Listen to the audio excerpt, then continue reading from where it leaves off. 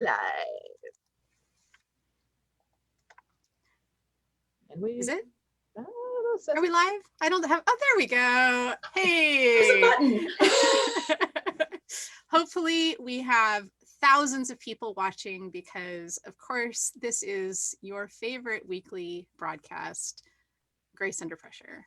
And I say that with our stunt co-host today being Ashaxi, who runs her own very highly successful, with far more listeners and watchers, live casts. But still, hubris is definitely something I am no stranger to. So welcome. We feature royal consorts from around the known world. And this week is Countess Ingridth of the Outlands, which sounds like a character from a fantasy novel, which is very appealing to me, because she is beauty, she is grace, she will punch you in the face. So no, I wouldn't. I'd break a nail. I'll find somebody else to punch you in the face. She finds somebody else to punch you in the face.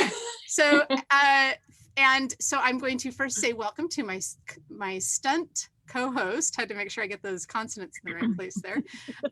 Ashaxi, who is a Laurel of Vontier. She is the co-host of all of the Sisters Interview Network series, and is normally the tech support for Grace Under Pressure. And she is filling in for Sir Joel, who is off playing Army tonight and could not be here. So he just didn't want to meet me. Which is truly unfortunate, exactly, because he has recently acquired the Outlands as his home and is now missing out on a great chance to meet someone from the Outlands.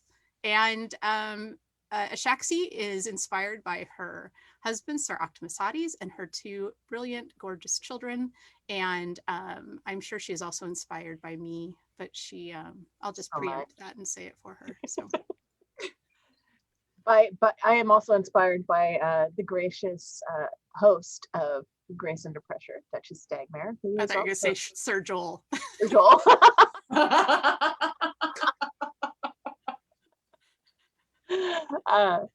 Who is also a Laurel of Vontier and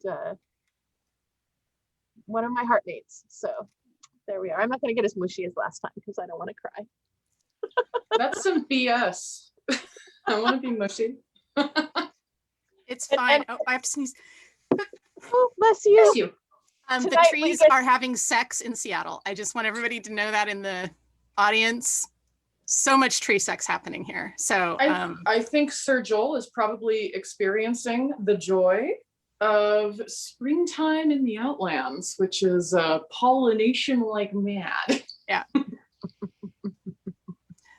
So, and of course, like every week, we want to extend our sincere gratitude to Ashaxi and Rifkin for their wonderful podcasts, live casts, whatever we call these, that they do week in and week out, featuring SCA people from throughout the known world. And the pandemic would not be the same without you. And I mean that in a good way. So thank you so much for hosting us. Now, Ashaxi, would you please introduce our wonderful guest? Our guest tonight is Countess Ingridth from the Outlands, but she's really not from the Outlands. She's only on loan to the Outlands. They may think they're keeping her, but someday we hope to get her back. It's part of our peer relocation plan that everybody should retire in Vontier. Well, that's the plan. You know, I miss the Pacific Northwest like mad. Yay! So welcome. We usually start these off by asking how you found the SCA and how you fell in love with it. Oh, okay. I found the SCA in 2002, and it was at an Vontier West War in Wairika, California. And if any of you remember that particular Vontier West War, it was hell on earth. It was the hottest, grossest, and the most amazing thing I had ever experienced. I have a story about that war. We can get to that. I have many. I loved that war, but I was a pirate and I liked it. So I was a pirate in Vontier for about a year or so, and then I was like, yeah, I guess I should wear real clothes at some point, because the only person who actually owns a photograph of this would probably be Jeffy. But it was I had like a corset on the top that was like black and white striped pants and a sash and a ridiculous hairstyle with a bandana. And I was the captain of the Dread Pirate wash tub, the Tortuga, because I wanted to be realistic. And there's only like 4 people, and we couldn't really take care of anything more than a wash tub. And I think I fell in love with it because of the fighting, honestly. And I don't fight at all, and I have no interest in it, but it's like it's my sports ball. I love SCA fighting. Or heavy fighting, although I've become a huge rapier fan as well, so I should not be distinguishing, but if we're going like what I fell in love with and then what I went to, now I just like watching anybody hit anybody with anything. It's cool. I also treat it as my sports ball. I watch all of the Coach's Corners episodes, and I really miss watching people fight, which is a really weird thing to say, but there it is. I dominate in the fantasy SCA fighter, because fantasy football, some people are really good, but like I've lived in a bunch of kingdoms, so I've got all the wild cards that nobody really knows about because they haven't lived there. So isn't that Dungeons and Dragons? Similar, yeah.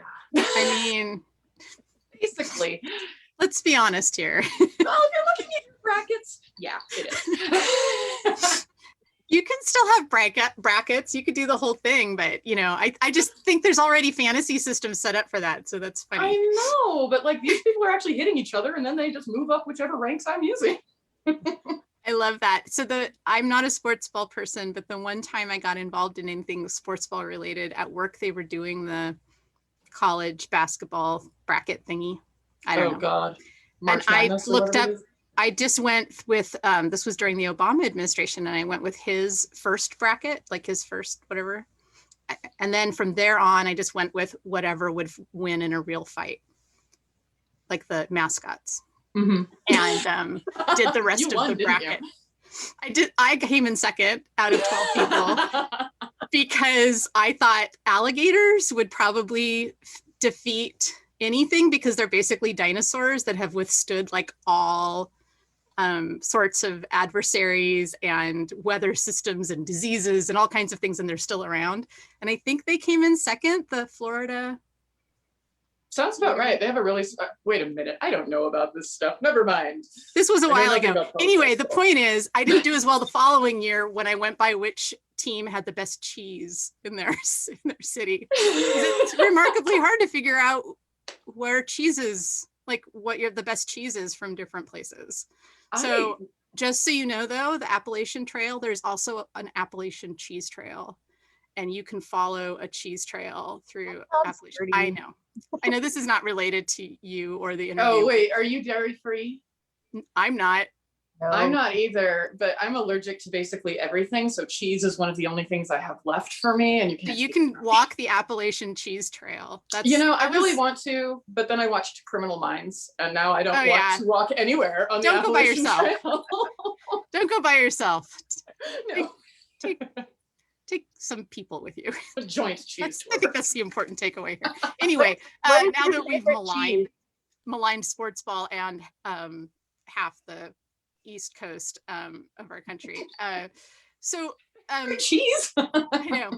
So tell us a little bit about how you ended up in the Outlands specifically. And okay. Well, that's like. Kind of a long, basically everything in my life kind of goes on a meandering way. So it worked out. I was originally in Northern California. I'm from Mount Shasta, and it's a defunct shire of crystal mists, but we were right next to Ontario. So I moved to Ontario when I was 18, and I stayed there until I wanted to move back to California. I realized that you have to be a grown-up to live in California. So I went to college because weird, you can't survive working at 7-Eleven in the city. So went to college, moved to the West, had a great time, realized that met a bunch of really fun people, just my soulmates out there, and that piled in with my Ontarian soulmates. And then I found out that they all knew each other. So of course it was just whatever. People are like, how do you know these people? I was like, well, I kind of just came. I was in the exchange program. That's just what it is. And I met Rothgar at Estrella in 2011, and I insulted the hell out of him. I'll tell you how we met, and that's how I ended up in the Outlands, because this is by far one of the most embarrassing stories I have. So make it sound like a punishment that you ended up in the Outlands. No. It was his punishment. So we were in Estrella, and I was hanging out with my friend Angie, and we were completely blasted, because what else do you do when you're playing at Estrella than play Scrabble and drink screwdrivers, right? So we're just like, wow, play Scrabble and had a great time, wee! And there's this beautiful man. I had never seen anybody so gorgeous. And apparently I'm not the only person who has this reaction to him, so I guess it wasn't weird. But he was just lovely, and he was sitting kitty corner from me, which is the danger zone, because if you're right here, then I'm gonna make fun of you, because like right here, too easy, right here, yeah. And it's like a bunch of girls being trashed, playing Scrabble, and this dude that won't go away and isn't really talking to any of us. He's just sitting there drinking scotch like it's his mission in life. And I found out later he was hiding, and so he was just hiding from people in his camp. He was hiding in the nest of vipers. His camp. That we says went a lot. To his camp to play Scrabble. And so he's drinking scotch, and somehow the very unpopular term hats came up, and so he's like, oh, we gotta watch for the hats. And I was like, well, what does it matter, it's just us. And Angie, who's sitting next to him, was like and I'm like, what? Because you guys know I am very subtle. And she's like and I looked at her, I was like, what are you, a court baron or something? And she's like, he's a duke. And I was like, of the Outlands. Oh. Because I was so like beyond caring and was just having a blast, and I love shit talking, because never let the truth get in the way of a good joke. And so I was just being bratty, and apparently he wasn't really used to that. And so we hung out that night, and it was really fun, and we were just friends, but we reconnected a year later, and I'd been in love with him the entire time, and he basically told me to take a hike. I was like, hi, do you want to go out with me? And he's like, no, I really don't. And I was like, but why? And he's like, well, you live 1,000 miles away from me, and you are young. And I'm like, but I'm pretty. He's like, no. I was like, damn it. And so a year later, I was like, what about now? And he's like, fine. So I wore him down. And we dated long distance for about a year and a half, which made, when I moved to the Outlands, a little weird, because all of my SCA knew him, and they'd known him because he'd been the Society Earl Marshal before that. And so he was known, and everybody knew him when he came out there, but I never went to the Outlands. So nobody in the Outlands knew I existed, because he doesn't have social media. He doesn't put a lot of stuff out there. And I show up, and they're like, oh, young chick chasing dukes. And that's how I ended up in the Outlands. It's a familiar story. I think a lot of people have been through that, especially women, when they become attached to somebody who's already established. I've certainly been through this myself. So, yeah. And people are like, well, who are you and what are you and what worth do you bring? And also seeing that your SCA relationship, that, if you're a hat or a belt chaser, as they say, that there's nothing else that you're looking for other than that rank in a relationship, is really, it's bananas insulting. And when people say that a woman is a hat chaser or a belt chaser, I have absolutely no problem telling them what a fucking shithead they are. There. I dropped 2 swear words in one. I episode. prefer belt bunny myself. But it's just like it, yeah, but it doesn't, that's the point though, is like it's so bananas sexist. It's so awful. It's so awful. And the fact of the matter is, when the event is over and that woman goes home with him, they still have a life together, and they still have to be there for each other and do things for each other and support each other. And so I won't stand for it. because of that. So I've just Well, seen too I many wish you people. were here 7 years ago, but that Right? didn't really faze me too much, honestly, because I am so used to being that girl, because I'd moved so much, and because of how I look, it's really easy to hate me. I look really young, I'm tall, I'm blonde, and I've got a really big personality, and I want to go play and hang out with my friends. And so it's really easy to think that I've got some sort of nefarious agenda or Can I just interrupt for a second? absolutely. It's really easy to be jealous of you and to react to your jealousy by being petty. And I just want to say, ladies, lift each other up. Yeah. If you think someone's beautiful and gorgeous, tell them and revel in their presence. Don't be jealous and catty about it. So honestly, I made one of my best friends because of this. So people think that I'm really bitchy because if I'm uncomfortable, I shut up. And then my RBF, which you were mentioning, like, oh, she looks serious in this photo. And it's like, it doesn't come out much, but I'm like, I'm uncomfortable. I'm the same.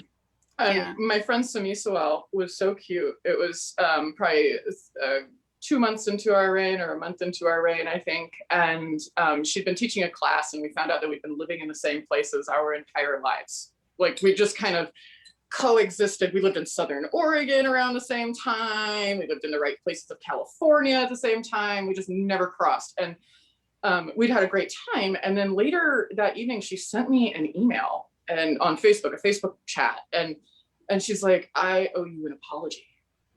And I'm like, why do you owe me an apology? And she's like, I said some really not nice things about you when Hrothgar went crown for you because you're pretty and I just assumed you were a bitch. And I was like, don't worry, girl, everybody does. It's fine. Let's hang out. So she's my best friend in the whole world. And that was how we became best friends moment. That's generous of you. I've had many of those conversations too, especially, of course, when I was younger. And I have to say, the SCA can be a real mixed blessing for people. And I think women in particular, there is a lot of nastiness that gets perpetuated. And guess what? When you say those things about somebody else, you're sending more than just a message about the person you're talking about. You're also sending a message about the way women behave towards each other. Shaxi used the word jealousy. I'm going to use the word envy, because to me, jealousy implies fear of loss. And you become jealous when you think you're going to lose somebody to somebody else, which is also a thing. We're going to lose this person. We're not going to be able to have the same access to them because of their new relationship or whatever. But envy is really toxic. And, wanting what somebody else has is, there's a reason why it's so deeply ingrained in like world religions and philosophies to not be that way. And when women do it, I think that it has caused a lot of heartache in the society, and it also holds women back. It holds women back from peerage. It holds them back from success. It holds them back from achieving power in their own right, and it really has to stop. So, Sorry. Yeah, I honestly, I think so much of it is often misunderstanding, truthfully, because a lot of the things I hear, people are like, well, I heard you thought this. And I'm like, I don't know how you got that out of that. Did they ask you? Not normally. I'll find out about it later. And I'm like, that's weird. I remember that conversation. I don't remember mentioning that she was a raging cunt. So sorry, I said the C word. Sorry, I worked in gynecology for years and years and years. No, it's good. It's all good. Yeah. I think it speaks to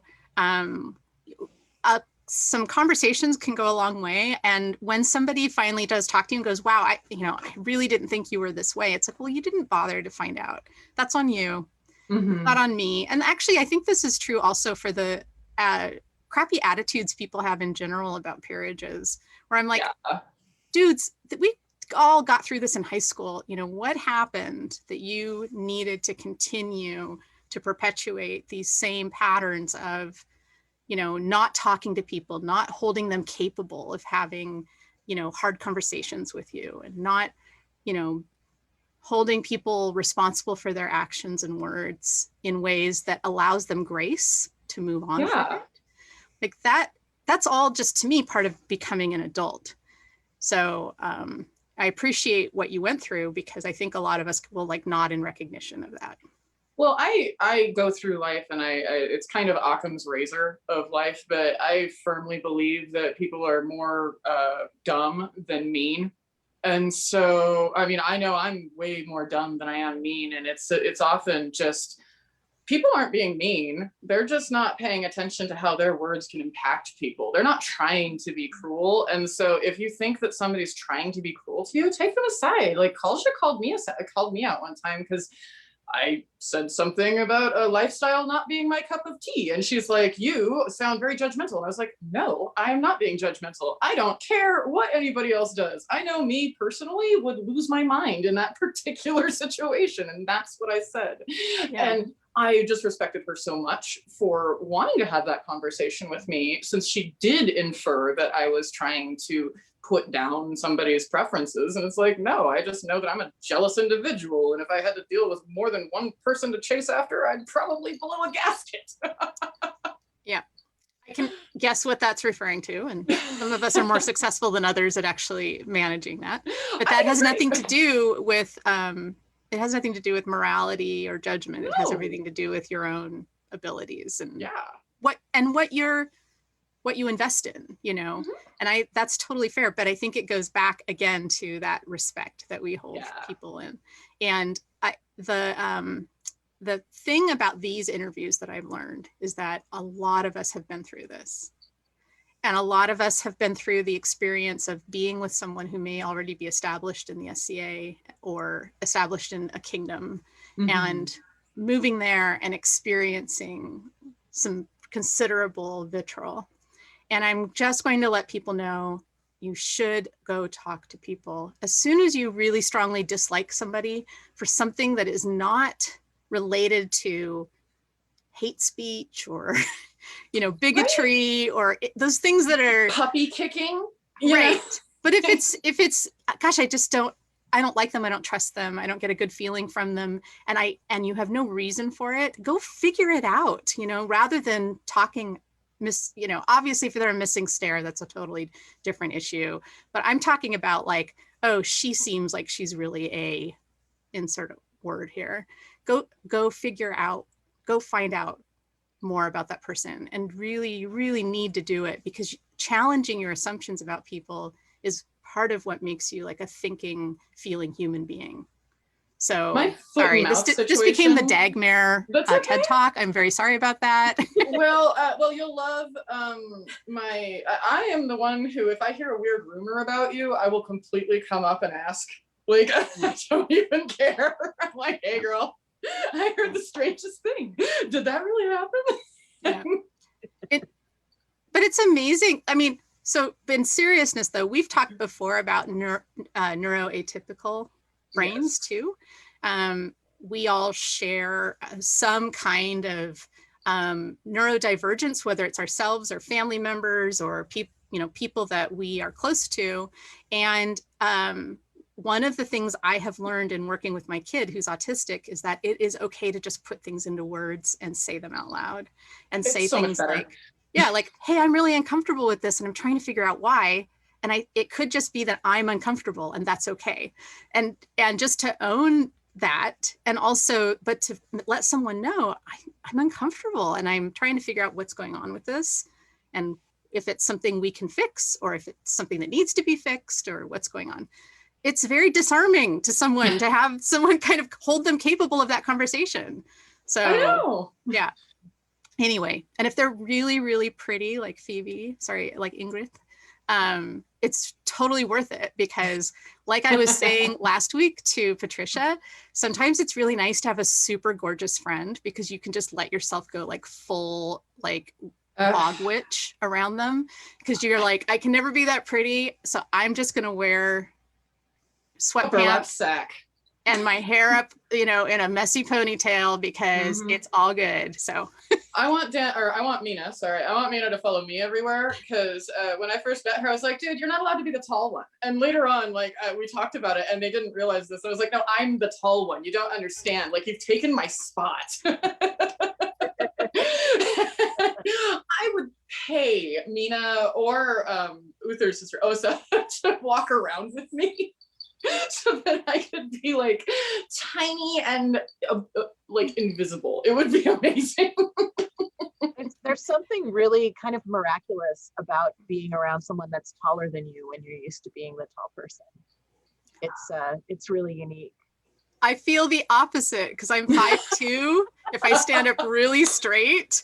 And when there's somebody shorter than me, I'm like, is this what it's like for people? I can see the top of your head. This is amazing. I wanted to be 5'2". That's all I wanted out of life. I wanted to be 5'2". I remember when I was 5'2". I think I was in 4th grade. Well, I'll cut the ends off of all of the sleeves and pants that I don't fit into and send them to you to attach to all of the shirts and pants that are too short for your. Well, what I need long are actually limbs. torso, because everything I own before like long t-shirts came back into fashion again was a midriff bearing thing because I've got this long torso. I'm like, why is this acceptable? Yeah. Anyway, really funny. totally off topic. Sorry. Yeah, I have a feeling we're gonna be here for a while. I So think everything's on the table right now. it's awesome. I'll So try. I mean, and we've officially used more swear words in this, or swears, as my kid calls them. I usually call them driving words in this one episode than I think in all of the others combined. So we'll just Because I put a dropped the PG-13 C-bomb. rating. I'm sorry. Yeah, we'll put a I PG. didn't Actually, know. probably NC-17 because you dropped a C-bomb. So Maybe just bleep it. so now that we're at it, let's talk about our periods. We can talk about, whatever you I want. tell you all sorts of cool things about your hormones and what to expect at your pap smear if you really want to. It's all on the table now, sisters. So yeah, I think we just lost everybody tuning in. They're like, That's right. That's right. You're pretty, so you can say whatever you want. See, we already established this. So one of the questions that Joel really loves to ask, so in his honor, I'm going to make sure we ask it, is what would you go back and tell pre-reign you that you wish you had known before you reigned? And I say that knowing full well that you were around for a lot of reigns. I was, but I was new in the kingdom. I mean, I wasn't new in the kingdom. I'd been here for a year. We have a actual clause. You can't fight in Crown if you haven't lived here for a year. And I'd been in the kingdom for a year, but like I said, people hadn't really known I existed before I moved here. And even though I had this huge network up and down the West Coast and in Aytonville, the Outlands were like, and I remember people coming up, they're like, oh, you must love the SCA. Look at you go. And I'm like, oh, yeah, I do. Thank you.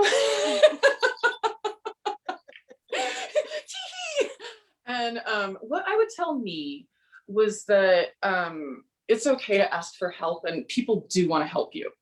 A couple of weird things happened during our reign, which was fine, but I was really afraid to put myself out there and let people participate. Not that I didn't want them to participate, but I felt guilty asking them, because if a queen asks you to do something, you feel really obligated to do it. You're like, oh, the queen asked me to do this, so I gotta put aside everything and just do that. And I was terrified of making anybody feel obligated like that. And I was terrified of putting myself out there.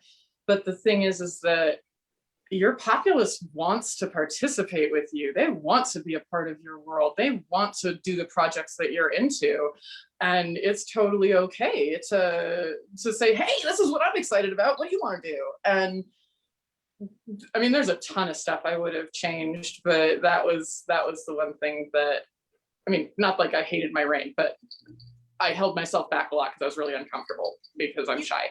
you also came from two pretty different perspectives, having started in Ontario and then the West. One key difference, having lived in both places myself and I was made a Laurel in the West, and I reigned as princess there.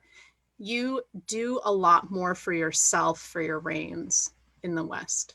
Yes. Than you do in Ontario. We have a culture in Ontario because we have huge numbers of people and lots of really active baronies, and we have active principalities. They gather together groups to do things for the crowns in much, I mean, there's 3 reigns a year in the West too. No, so I had, so when I first moved here and Rothgar won, and I was sewing because I like to sew, it's fun. And I was like, look, I'm sewing.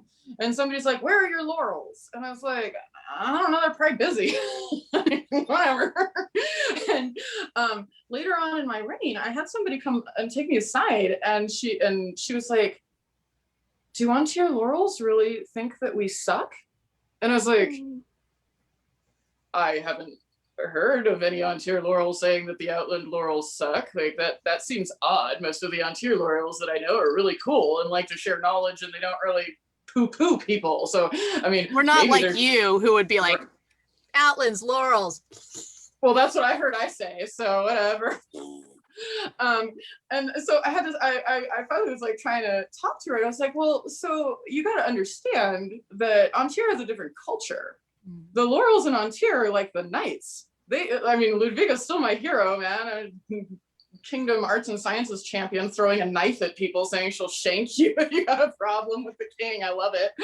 And, you know, the laurels take it as their duty, and it's a big thing. And here we're very spread out, just like Ontario, but we don't have the populace. You know, we don't have the population. We have a lot of baronies that have their own needs, and so you know, it's just not the same focus. They're really focused on more of the outreach and less of the there's not like a laurel sweatshop that's going to arrange my step up garb like you guys did. So for people that don't know, it's a very strong kind of tradition in Ontario to have kind of a person that heads up the wardrobe and gets together an army of people to sew for their crown. And when when Ingrid won crown, Kalja got together a group of people and sewed for her. And it was because we were really excited for her, and she's our friend, and we wanted to support her. And we did not mean that to offend anyone in the Outlands. No, that didn't offend anybody.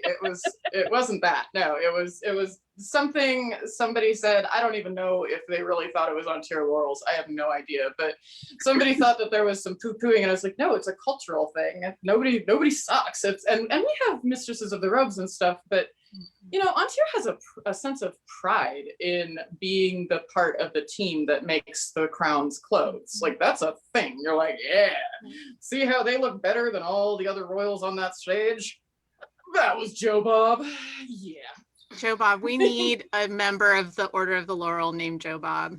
We really do. And it's also making clothes and doing regalia is a big part of how people learn here too. It's kind of like a master class that you get to be part of, working with people that do a lot of the decision making, and then you do the actual work. And it can be a really cool way to kind of upgrade your skills in a safe, collaborative way, where someone has a vision and you get to contribute to it. So it is a cool thing, but you're right. It's cultural, but it's not.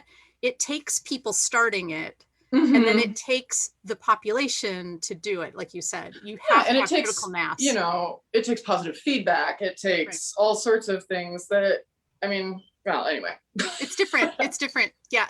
You guys have nicer weather. I think we can just agree that that's a nice trade-off. So, you know, you'd think that.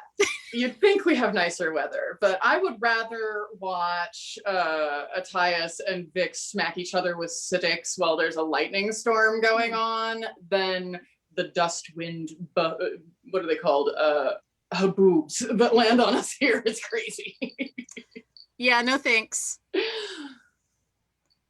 Yeah, it's sunny though. That's yes, nice. it's very sunny. That's nice. Yeah.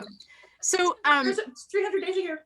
do you have, you must have, I mean, you've already shared one story, but do you have something from your reign that was an oopsie for you that you think is a good cautionary tale that you enjoy talking about? Well, I don't enjoy talking about it, but I do have a cautionary tale. So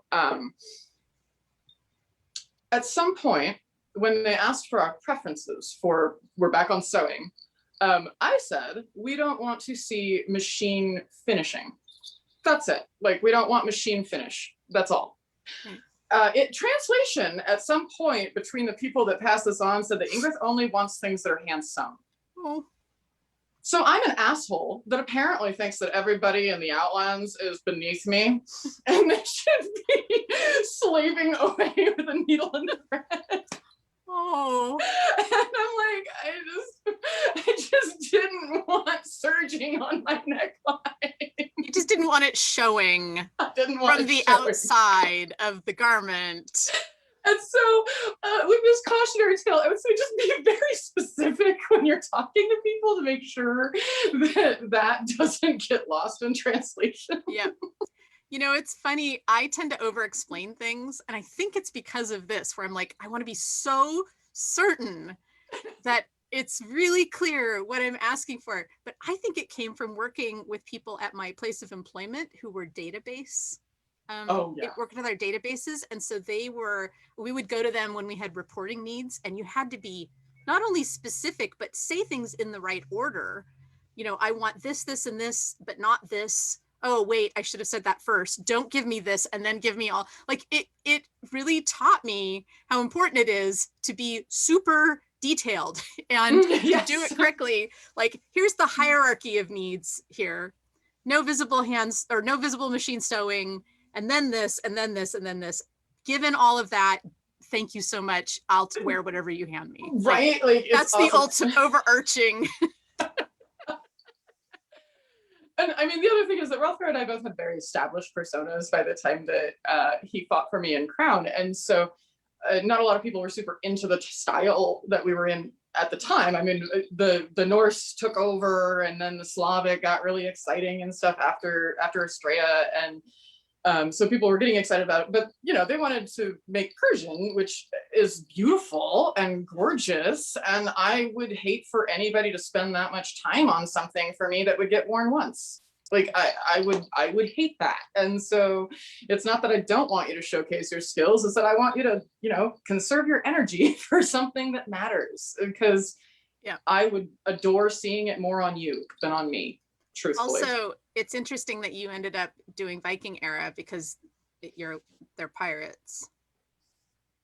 I mean, they are, right? They're pirates.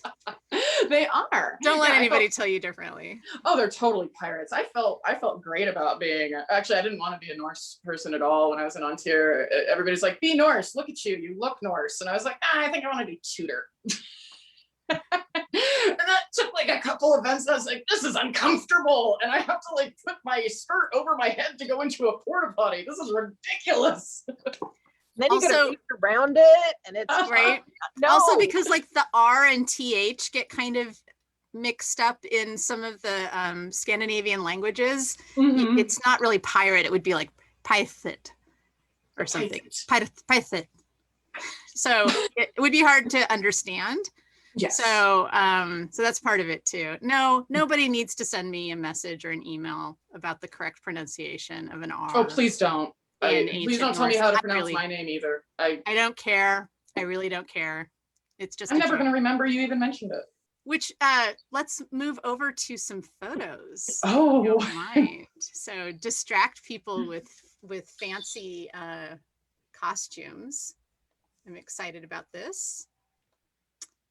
We were oohing and eyeing over this particular image earlier. Yes. So I made that outfit. This isn't at Estrella, but this was my grand court garb for Estrella when we were reigning. And it was my first Kievan garb that I'd put together. I had sat on it for about 3 years because I'm OCD. It must have been very wrinkled. Oh no. I'd sat on the Kievan because I started doing it in the West, but I didn't feel comfortable with my research. So I didn't want to wear it. And so I finally got it all together and I couldn't find the temple rings that I bought from Scott and Maggie. And so I made Feed that the Raven. headdress. I'm Feed doing the an Raven. overdub. Feed the Raven. Feed Go the buy their Raven. stuff. So I grabbed some brass wire and some pliers and I made me some temple rings. And that's how that outfit came about. They look great. I look was very- telling you earlier, so in love with those temple rings. And Yeah. you have Oh, I made too. oh, I will make you one. I made Reagan Leaf a set of the Severian find from Burial Mound 10. I can't remember the cemetery right now because it's been a while since I've looked at it. But anyway, the ones that have the big argument about whether it's a brooch or asymmetrical temple rings in the burial with the cowrie shells. I made Reagan Leaf one and sent it to her because she said that nobody ever makes her anything. I bet you have the same problem. Okay. Your sister made makes you me things. this. They made me these. So once Shaxi and I drove all the way to Oakland Hills Yes. for a it was an arts and sciences event down there. And I don't remember what it was. Yeah. Yeah, she was doing a felting class and it was awesome. And we spent a lot of time in the car together, which really cemented our friendship. But I complained. I'm like, yeah, nobody makes me stuff, blah, blah, blah. This was before I had reigned up here or anything. And she's like, oh, and she hands me this belt. And I was like, oh, thank you, but you didn't make it for me.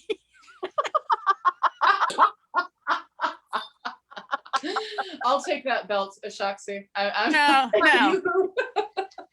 It's just to show how awkward and ungrateful I can be, even when like a friend is like, well, I want you to have this. This would go so well with your coloring and you should have this. And I'm like, you didn't make it for me though. Because I'm a jerk. Anyway, I get that. Lots of people have made me lots of things since then. So don't take any of that seriously. This is beautiful though. I love this photo. I love that photo. That event actually had both my best and my worst photo ever. I think I emailed you guys the worst photo that's ever happened. That was during the finals, but that was Rothgar and I at Crown, and a sneaky photographer was just hanging out. I think that might have been Bree because she always catches the most amazing photos of me. She's an amazing photographer. It's a great photo. I did not include the worst one.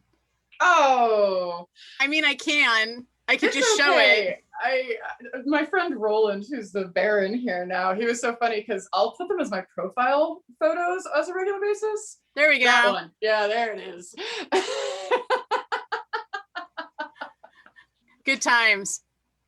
But and I do it because, okay, so here's something that I would tell other people, other queens. You're gonna have really bad photos of you out there. I've had queens email me at times and they're like, how do you deal with these horrible photos? And I was like, I own them. I have an album of them. I rotate them through my Facebook profile pictures because I think it's hilarious. Like, that's not what I look like on a regular basis, and it's really funny. And I think that we should just kind of look at those derp faces and be like, well, I guess that's what I look like a lot of the time. Yeah, I agree. Yeah, Right. Our friend Stuart took one of me shushing him in court. That is like the most unattractive. I'd been up all night. I was head of court for Vic and Astrid, and it's a horrible. I remember that photo, but it's hysterical because I'm like, and I use it as my my profile picture quite often. I love them. I think everybody should just embrace them. All right. Well, this is beautiful. Nonetheless, it's a gorgeous photo, and it's also it tells a story. That's the coat that Kalja made for our step up there, or well, not Kalja. Kalja's amazing team. I think that was Mara and her partner did the stamping on that. It's beautiful. We were, I'm sorry, on her name. Sorry. Go ahead. Yeah, I'm forgetting it too. I'm sorry, I love you. I remember when you had like clothes that were like really late period and now you're early period and I still miss you. But that is when we knighted my dear friend Gareth at Estrella. And he was the only, I always tease him because he was the only knight we planned. Like when we, after we won, we'd been planning, and so he had not wanted to do a vigil because he'd gotten it into his head that a vigil wouldn't be very important, and so I took it upon myself to collect him and drag him around the event and introduce him to all of my lovely friends who have had a vigil. And we were like, let's talk about the importance of a vigil and the ability to allow this. And so I basically strong-armed him into having a vigil, and he thanked me for it later, but he was so tired when we were knighting him. Yeah. I mean, maybe you should be. Maybe you shouldn't fight the day that you're knighted. That might be a better. Don't get hurt. Right. That was at Anna and Bela's coronation in Fontaine, Fontaine-d'Ensable. It's pretty. And this is the one of you looking serious. I'm so serious, and everybody jokes about how they'd wish they could have somebody look at them the way I'm looking at Anna and that. But I think my friend Scott took this photo, and it's one of the most beautiful photos I've ever seen of myself. And I don't know if he like touched it up or what, but I love that picture. That's also my favorite veil. Yeah, really beautiful. It's a great color. Is that a linen silk veil? It is. It's got the best hand you can possibly use for those veils because it just gets so much body when you want to do the puffs. You do a series of kind of how-tos on wearing veils that is excellent. I just want to put that out there for people. Yeah, I did that at the beginning of the pandemic. I'd had people asking me to do it, and it's really funny because I've been talking to Rourke and Slane when they've been reigning a year or so ago about putting together a YouTube video tutorial for the kingdom that would do, history classes about the SCA, because I am not so good at real history, but I'm amazing at SCA anthropology. You would not believe the weird laws I remember from different kingdoms. And I thought it would be really fun. And then pandemic hit, and I did a couple of those, and all of a sudden everybody started doing it. It was fantastic. And all of a sudden there was this wealth of knowledge available for everybody. And there were people that were way more motivated than I was, because I did like 3 videos and was like, and I'm going to sleep now. Well, I'll post a link to one of them. Yeah, they're really fun. And it's basically, people ask me about how I do my head wraps, and I thought it would be easier to just have it in permanence so that people can just refer to it. And that's Duchess Cecilia right there that I told you should meet. She's my one of my BFFs. She's amazing. Awesome. I just liked that I could leave this up all this time while we were talking. More of my graciousness. It's funny. So I'm being included in an interview this weekend with Ashaxi and Rifkin on, how's it called? How something works. How shit's made. No, how shit's made. How shit works, something like that. Yeah. Anyway, it's a really cool series that Meridies is doing. So they wanted a bio and a photo of me, and all the photos I had of me were either really old or I had my finger in my nose. So I'm like,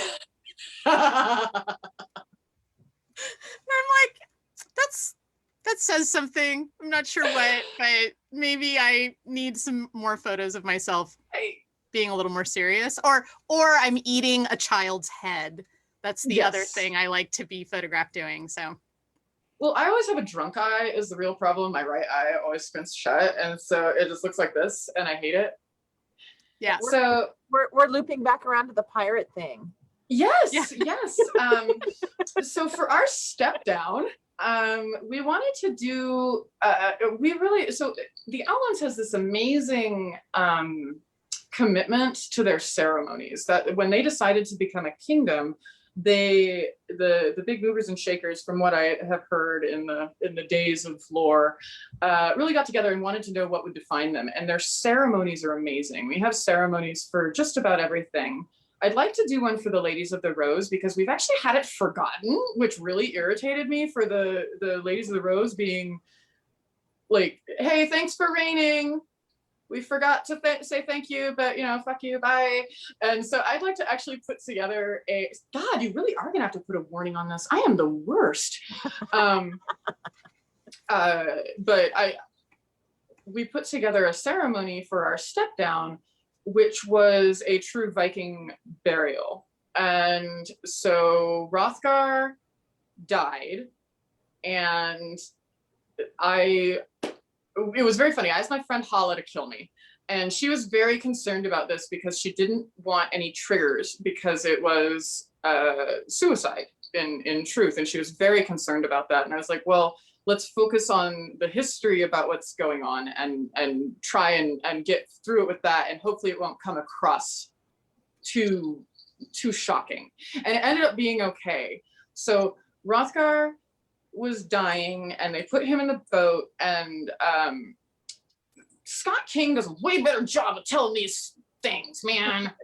And basically what they were supposed to do was give me some mushrooms, and I'd start tripping, and then a very revered lady who is like the old lady of death would kill the slaves that were going to be buried with the king, and then it was an honorable position. And so we decided we wanted to follow that history, and I volunteered because we didn't want to be separated. And we put me dead in the boat with them, and they carried us off the stage in our boat that my Did you friend get to trip Abel in court?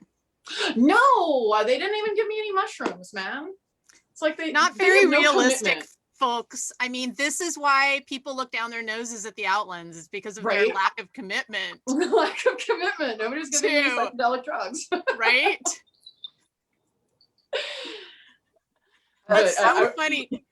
I In have to violation tell of you, Torah. I have to tell you a dorky story. So those of you who know the culture of the West, you know that the Fellowship of the Argent Angel would hold history kegs where they would go to a big event with a keg of beer, and you could have beer if you could tell them history. And they were pretty loose about this. Like you could well, you tell had them to kind of stump any. them. You had to stump them with a history question. That would be really good, or just tell them something they legit didn't know, And so I didn't want beer, but I just wanted to mess with them. And I told them that they found peyote buttons in the Sutton Hoo find. And that stood for a while until I told them, of course, that's not true. That's really stupid. Like, why would they find that? But it seemed kind of plausible, So it kind of reminds me of that. I was actually trying to get Hrothgar to, because his knighting turned 21 a couple of years ago at Estrella, and I was like, so the Argent Angels haven't shown up to Estrella for a while. Maybe we should do a history keg because it's really funny and you always want history. And he's like, okay. And then that Estrella, the craziest stuff happened, and we ended up like, I learned how to replace a fuel pump on the side of the road in Payson, Arizona, instead of getting there on time. I get that. We were, I can't remember if it was in our rain or if it was right after our rain, both of the headlights on our cars, on my car, went out at the same time, which is kind of unusual at the Trojan site here in Ontario. And we had to go in the middle of the night, find a place that was still open, that had headlights, because we were just day tripping, find the headlights, figure out how to replace the headlights in a Honda Element, which is not easy. Are those the ones that you have to go inside and up?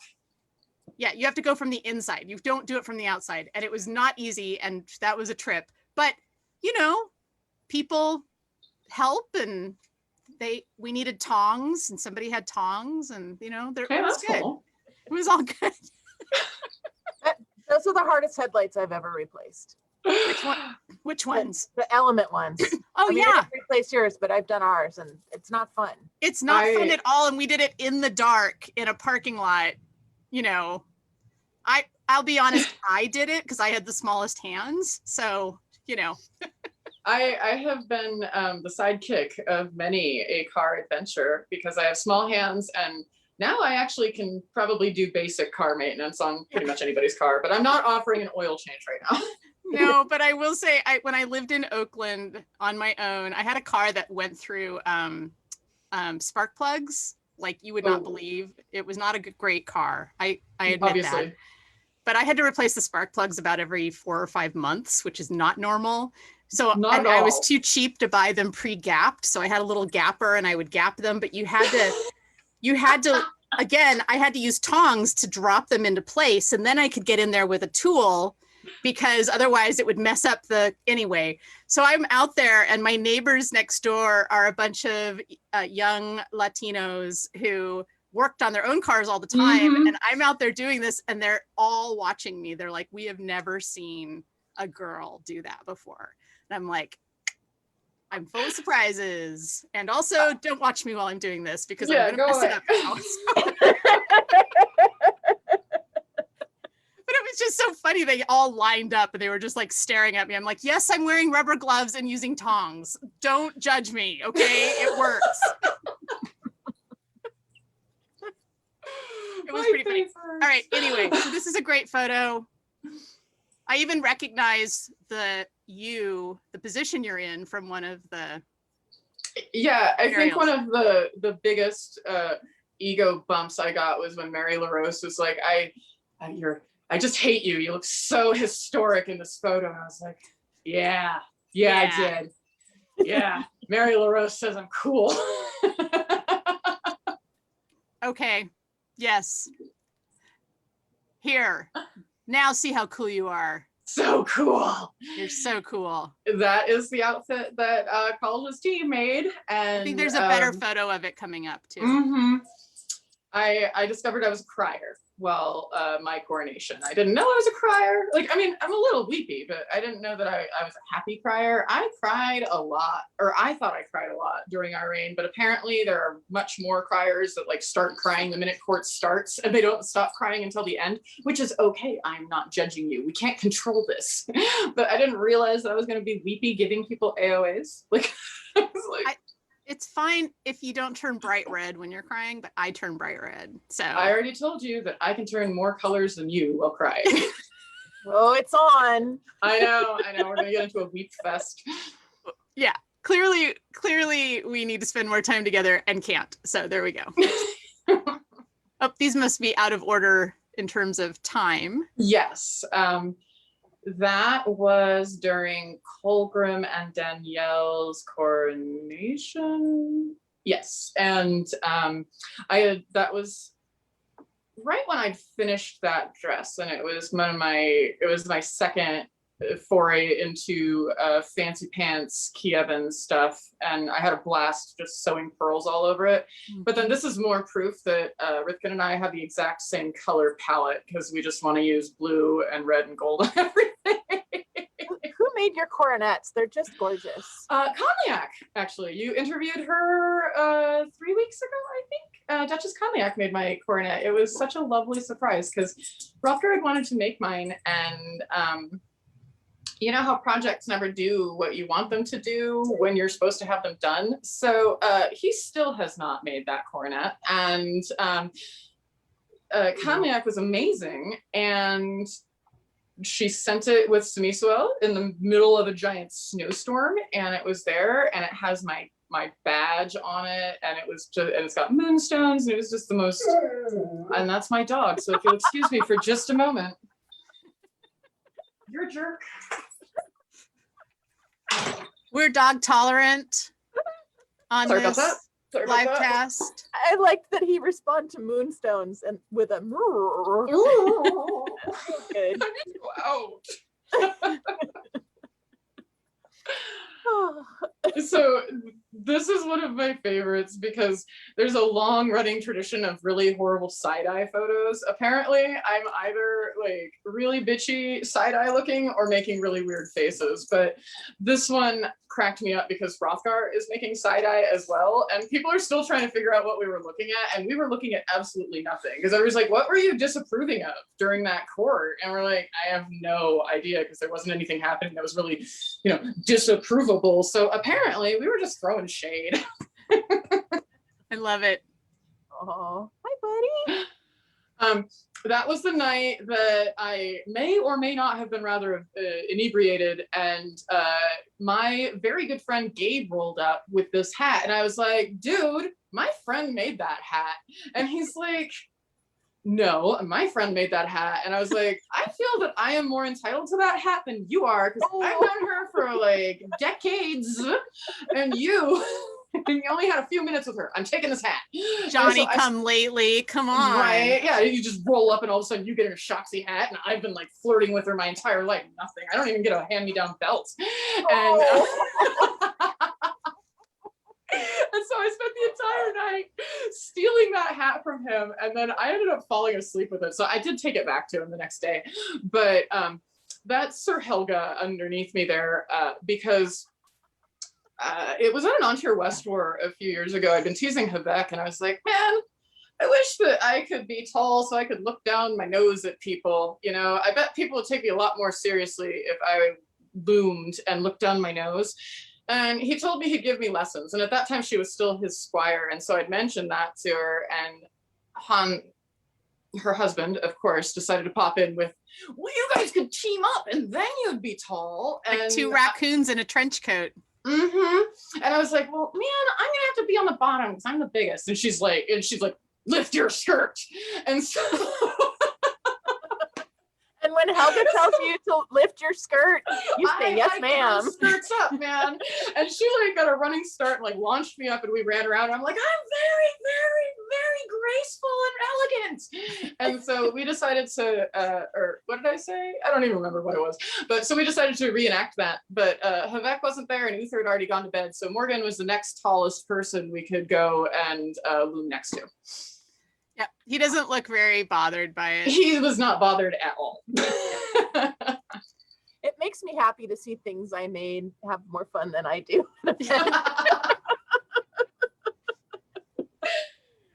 That is Kalja's Norse Barbie. We were getting dressed for my my coronation, and I don't know why I decided to do Barbie arms, but Norse Barbie. She was making a Norse Barbie joke, I think, so I played along. Yeah, the pleating is amazing. Oh my god! And then she repleated it for me because that woman knows love, man. Yeah. Nobody knows love like Kalja love. That's some love. Yeah, it's very, very cool. That is one of my favorite pictures. I love having Dina in the background making funny faces and not looking at us. Hey, we're interviewing her in 2 weeks if yay! she remembers that we're doing it. And Joel's still going to be gone, right? Well, he will be now. So Dina was amazing. Asa was stepping up, and she and I had known each other forever. And there's a long story about Miles being kind of Miles at Hrothgar when he met him, and he did a similar thing that I did, which is running your mouth when you don't know who you're talking to, but he ended up doing it really publicly and in front of his knight, and Uther's sitting there like, I'm so sorry, but Miles is like one of my old friends, and so they were stepping up, and I was like, I want to go. And we didn't really think about sitting in court or anything like that. We're just like, we're gonna go to West Coronation, woo! And we go, and Dina's like, so you need somebody to sit court with you? I was like, that would probably be a good thing. And she was amazing. And she just like whispered funny things and came and checked on us. And then this photo got taken, and I love having her like awkwardly looking away. Did she sing you penis songs? I don't think that she did. And in fact, I feel that you need to make her sing one on the next interview that you do with her, because I did not get one. Adina and I may have made our mark on Tier one September crown. And she was queen and I was princess. And I taught you the penis songs. Yeah, we at one point Jade told her to take the crown off. She was gonna walk around telling you anymore that night. So yeah, maybe we may have to talk about that. We'll see. We'll see how it goes. That's graceful. So graceful. So graceful. So this was our coronation, and I apparently just have a thing for being carried around, because I got carried into my first court, I got carried out of my last court, but we were going for another historically themed ceremony, and my Blue Iris Herald, which is the Queen's voice, was Master Sir, whatever you want to call him, Bohemond, and he wrote this amazing step-up ceremony based on the historical facts that he had, and so we did the whole getting carried in on a shield, and when Hrothgar was coronated, they did the 3 raises on the shield, and it was really, really fun and amazing, and also terrifying, because it's really hard to stand on a shield, believe it or not. Like I can't skateboard, I can't surf, there's none of that. And you'll notice that Master Bela is holding my hand right there, because he's amazing. Because I was afraid I was gonna die.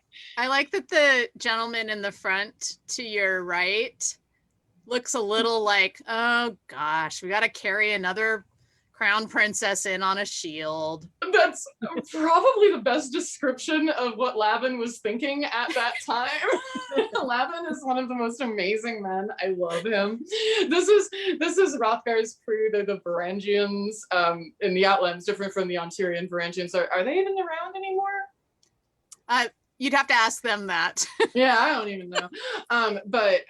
So Lavin Longwalker is just amazing, and he wrote this cool scald and everything like that, but his personality is so much just, who cares? Like, why are we doing this? Nobody's gonna remember this. Like, all right, we're carrying you on a shield. I love it. And that's the photo I was telling you about. So yeah, that's my ob, and also like the most amazing photo that's ever been taken of me. Like, people have cropped me in that photo and like stuck it places because I look so fancy. And that's my favorite photo, because Ob had decided that he had made himself a great mace and he wanted to fight in Coronet. And so he asked me if he could fight for me in Coronet. And I was like, are you planning on winning? And he's like, no, not really. I'm just going to fight with my great mace. And I was like, okay, that sounds good. And this is Mist's Coronet. And so we go, and actually this will be for your Ob stories, because I got there and I was taking too long to get ready. And he wanted me to go sign into the list. So he threw me over his shoulder while I was like half dressed, no shoes, and carted me across the list field on his shoulder as I'm screaming bloody murder. And that was how he entered the Coronet for me. And what was really scary is that his great mace broke during the warm-up melee, and he almost had to fight sword and shield. And so Connell's like, hey, you ready to be princess? And I'm like, no, I'm not ready to be princess. So luckily he got his mace fixed before he had to actually go fight. And maybe he wouldn't have broken it if he hadn't just basically stuck a Kong on the end of a stick and tried to fight with it. I'm pretty sure he was in blue jeans as well. That's very likely. Yes, in his quintessential cherry pie armor. So love that guy. Love that guy. And then there's I was looking for funny photos, and Fabinga actually happened during Vic and Inga's reign, but this is the reincarnation. So I don't know if you guys remember, a few months after they reigned, she posted saying, does anybody know why I cut my hair? Somebody cut my hair. And she had this lock of hair that was missing right off the top. She and I had, I was wearing a mustache, and as many of my good stories start out as, and when I wear a mustache, I get this excellent personality as Francois. Or no, I'm Hose B, she was Francois. And we were terrorizing the world, and Isabella brought us sperm shots. Like there's a photo of us with these sperm shots. It was terrible. And we were partying, like Vic was just like, ugh. It was like, I'm out of here, and took off. And we were in the like partying into the dead of the night. And it's one of those parties that you don't really remember much. And so all I remembered, and I never thought about it until she's like, hey, does anybody know why I have this whoop on the top of my head? And I still don't know who it was, because the shade of whatever pavilion we were under, which I'm willing to bet was Artos and Sayans, because I'm fairly certain we were at the procrastination station, but the shade cut the guy off at the head. So I just remember this torso, Your Majesty, you're so beautiful. May I have a lock of your hair? And she's like, sure. So I'm pretty sure that he grabbed it and he just cut it at the crown, because that's where it was. And so that was the original Babinga. That's like creepy serial killer stuff. I know. To anyone listening, if somebody's drunk and then you offer to cut some of their hair off and they say yes, they cannot provide meaningful consent for that impromptu. In the middle Go of for night. the back or the bottom if you really want to lock your hair back. Don't Here. just don't do it. Go steal their hairbrush or something. That's way less creepy than just cutting their hair off. So Well, he was being so courtly love. You know, he's like, Your Majesty, you're so inspiring. I want a lock of your hair. No, nothing. All right. No, No, that is a don't do it. violation. Okay, I will tell you, I am really happy that that is out of fashion. I'm also happy that nobody tells me sonnets or poetry anymore. And I am so happy that hand kissing has stopped. Because like, a regular hand kiss isn't really a big deal, but like when the guy like licks your knuckle and you're just like, oh. the first SCA event I ever went to, that happened to me. And I was like, really? Is this what I should expect? You know, and people were like, no, that guy's a creep. And I'm like, to this day, I'm like, that should have been, if that guy's a creep, he shouldn't have been at an SCA event. That shouldn't happen. I'm just so glad that cloven fruit is gone. Oh yeah, I haven't seen one of those in so long.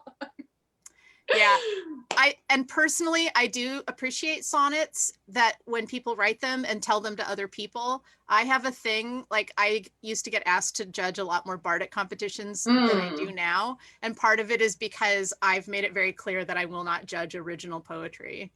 I don't know good poetry from bad poetry. I don't appreciate original poetry. If you say it to me, it's just a bunch of words. And also a lot of it tends to be objectively terrible. So if you combine all that together, All those haikus I've written for you. You can write me, no. Dirty haikus, dirty limericks. They're not good poetry. They're funny. See? A funny sonnet, I'd be all over that. You can write funny I will say I have had this, and I'm blanking on his name, and I'm so embarrassed, but he made this amazing painting of me. My friend Andro, who's no longer with us, maybe it's me. Maybe all of my friends in the SCA die. Maybe I just shouldn't talk to anybody anymore. They're just getting older. Yeah, but he commissioned it, and he wrote, not Andro, but this amazing artist that I'm forgetting his name, and I'm really sorry if he's watching this, but he wrote, might have been a sonnet. I don't know enough about poetry to say this, but like it was a lovely Norse saga thing about me, and it was so beautiful and so sweet. And he found me at an event like a year and a half after we'd stepped down, and he's like, I never got to tell you this poem, and it was just really beautiful. So that's like that's the exception to the poetry rule. If you write me poetry that tells me how amazing and beautiful I am, I'll probably like it. But yeah, that's how I feel about dirty haiku. It's the same, you know. It doesn't have to be about me, but I'll appreciate it because it's problematic. I'll like it probably. Look how pensive you are here. I know. And demure. Yes, I look so demure. And Kalja caught that photo too. So thanks, Kalja. You're the best. she made that outfit. Well, she didn't make the outfit. So She coordinated the outfit. I can tell you who made the outfit actually. So Kalja made the shawl, and Ciele did the hems. Rifkin did the metal braiding that's at the top of my panel. Elfgafu made the panel. Right. Reagan Leaf made the overdress. The cape was Mara and her partner that did Hrothgar's coat. And I think that Kalja did the pleated cirque. So I do know who made that entire outfit, even though I'm a total jerk and I don't appreciate anybody's art. It's Maria and God. I keep wanting to say like Beatrice or something, and it's not that. It is now. Yeah, I know, right? And this is my morning after photo. I actually got dressed to put that hat on when I realized that I still had it. And I believe that I took this photo for Ashoxy because I'm fairly certain that I posted from Estrella because I missed you so much. And I had that hat and I was like, I have your hat. Okay, you know what we need to do? We need to make some fake documentation to allow us to wear this exact combination of garments because I want to wear this. I want this to be period. You want like flashy Kievan 12th century temple rings with a penis hat and yeah. Well, I just want to wear a pointy hat. I want it to be period for what I do, but I don't want to give up wearing pants. Yeah. So for me, that's an important consideration. I'll have to ruminate on that. You know, I don't think I've been to an Estrella since like 1998. I really miss the Antir Estrella excursion. The 24-hour caravan drive was like my favorite thing of the year. And it's like people that you hang out with maybe a few times a year, but you all drive 24 hours together. And that was back in the day when like cell phones weren't exceptionally around. I mean, people had them. It was more walkie-talkies though that people were using. And it was so fun. And I miss that part of Estrella. The weather has been really bad the last few years, so you guys haven't really missed out on much. But I do want to tell you a cautionary tale about driving with walkie-talkies. Oh dear. One time, our friend Tasia was queen, and a group of us drove out to an event. Yes, a group of us drove out to an event as her retainers, and it was Colfina and me and I think Reagan Leaf. So it was the monkey pack.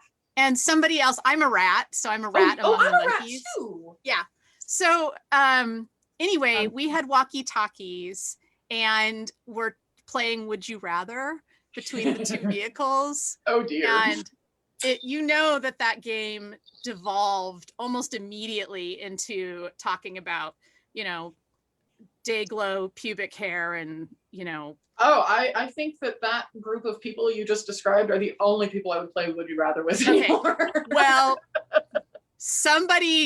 one of us said a particularly delightful one. I was holding the walkie-talkie in our car, and somebody, we're assuming a trucker, was listening in, and suddenly over the walkie-talkie, a man's voice comes on and says, give me some of that. Just like that. Oh, Nausicaa was with us. Anyway, I threw the walkie-talkie. I was like, threw the walkie-talkie out of my hand.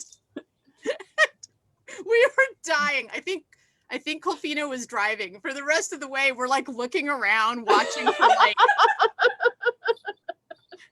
somebody who has some kind of radio that could access this, a truck. That's hilarious. It was like a maximum overdrive type situation where we were just waiting for like some weird semi or something. Anyway, so be careful. That's my story. That's so funny. Good times. So this is a great photo. Thank you for sharing this. Shaxi, if you could get on that documentation, that would be terrific. Yeah, that'd be cool. And it's the last photo. So I think that according to a lot of documentation, it's out there. So somebody wore it. I feel like you can wear it now, right? Yes. That's not really how it works, but okay. Oh, dang. I was I wish trying. it did. I really do. So, I don't even know where we are on our questions now. We've gotten so far off. Oh, sorry. I'm the worst. No, it's all good. I love it. Interview / watch Phoebe talk to her friends that she hasn't seen in a really long time. Right? So let me ask you this. We've all had a lot of support during our reigns, and we've all provided a lot of support. I think the three of us have all served on many, many, many reigns. So tell me a little bit about some of the support people who helped out during your reign.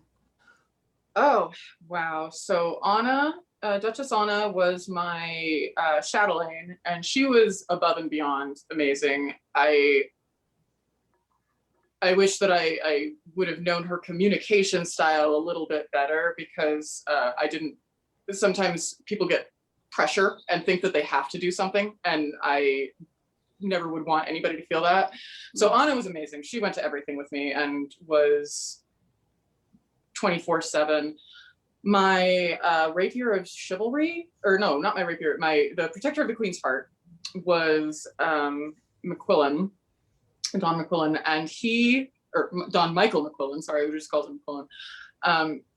He takes that role very seriously, and if he's watching this, I love you, thank you for everything. He probably would have stabbed somebody, like legitimately would have stabbed somebody. And the other thing is that for those of you who want to help on reigns in the future, please don't hurt yourself to be a participant. Like, he would stand court and didn't tell me it was his birthday. He had an artificial knee and didn't need to be standing behind the throne. He wouldn't go away unless I specifically made him. So he wouldn't tell me that anything was wrong. And I felt like the biggest jerk, because he was just the most amazing person. Then it's like, oh yeah, it's my birthday. And I'm like, why didn't you tell me it was your birthday? And then he's like, and my knee hurts. I'm like, why are you here? Go away. He was On the amazing. other hand, you can use that sort of loyalty and dedication greatly to your advantage, such as when we had a crown event when we were reigning, and my mom was on site, and she's not really an SCA person, and I just wanted her to have a good experience, so I assigned a member of our guard to her. I believe it was Cedric. I'm pretty sure it was Cedric. Wait, are we talking about the same Cedric? Count or Duke or no? No, we're talking about. Oh no, I know which Cedric you assigned her. So, and he stuck with her like glue. Like she was just day tripping, and he stuck with her the whole time. But later she's like, honey, I had a good time, but that man would not leave me alone. He followed me all over the entire site. I could not even get away from him. He was there. He insisted on carrying things for me. I didn't know what to do. And I'm like, he did that because we told him to do that. That was his assignment. And she's like, what? How do you, she was just it was really funny. And it was funnier for me that she didn't realize that was his job for the day, that she just thought he was some weirdo that was leave her alone. I always think about what the SCA would be like if I didn't know what was going on. Like, why does that woman have people sitting outside the bathroom while she's going? Like, she's in a porta potty and there are people like ringing it. This is odd. Yeah, and then it's hard when you go into a bathroom stall and you like kind of hold your stuff out, expecting somebody to hold it for you, and people don't just do that for you. You're like, wait a second, who's supposed to hold my stuff?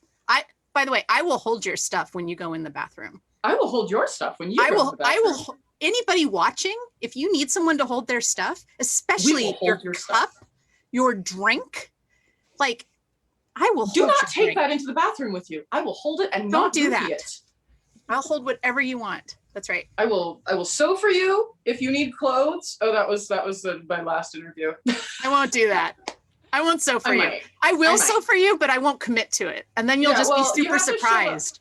You have to show up at my house. Some of the locals have discovered that. Oh my God, one of my favorite people on the entire planet.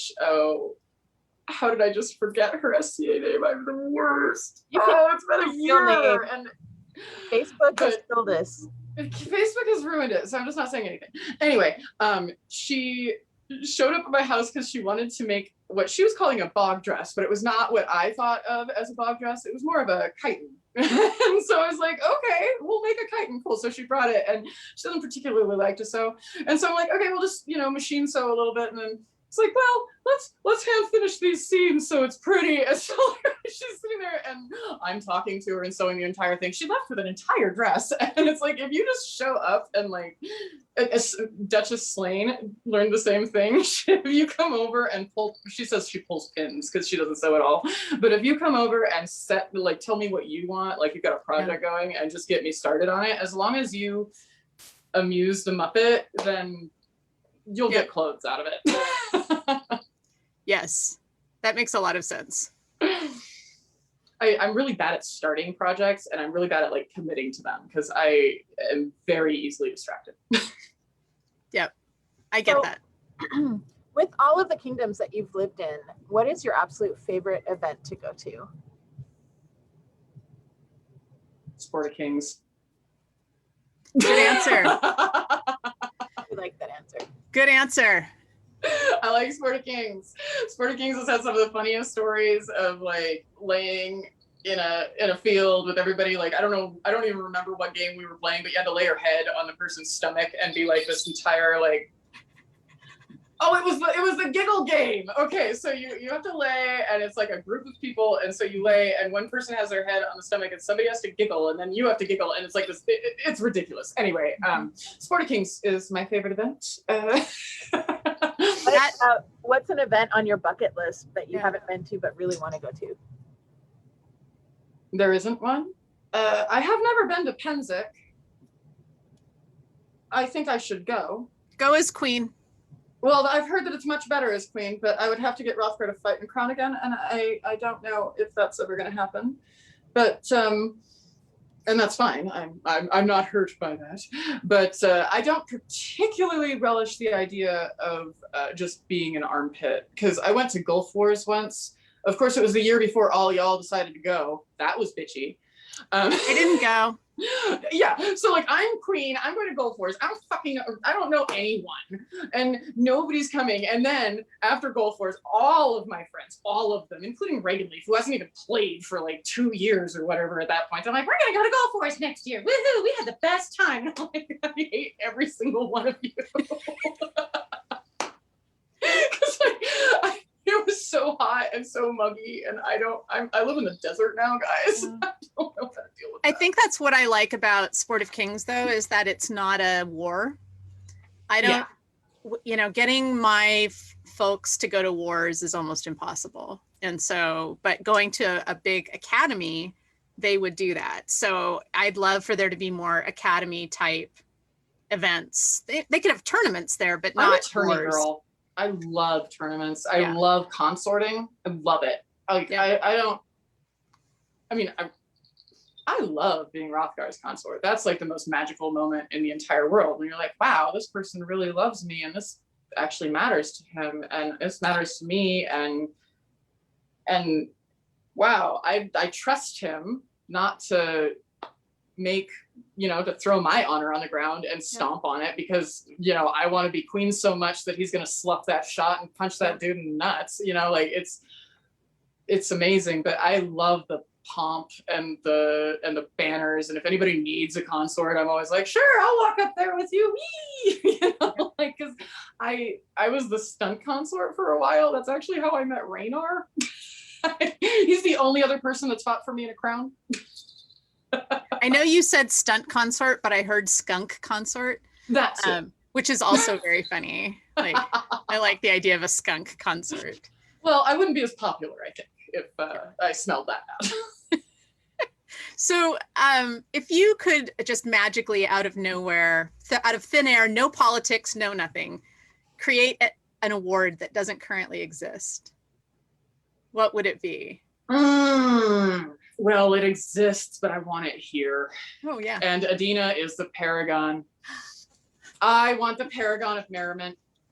Yep. So freaking bad. That award is so cool. I just love it. And I think we have something up like it now in the Outlands. They I think it was Rourke and Slane made one that's very similar to it, but not quite the same. But it's just like, because that's what I want to focus on in the SCA. That's what I've always focused on in the SCA is we should be having fun together. Like, who wants to move every weekend? Because that's what we're doing. We're literally moving every weekend. It's like, you know what I really want to do? Load my entire house into my car and go hang out with people for a day and a half because I spend the other time unpacking and packing. And I want the fun. I want to bring the fun. And I love that award because it's like, it lets people know that their contribution to the SCA matters. Like, you make people around you happy.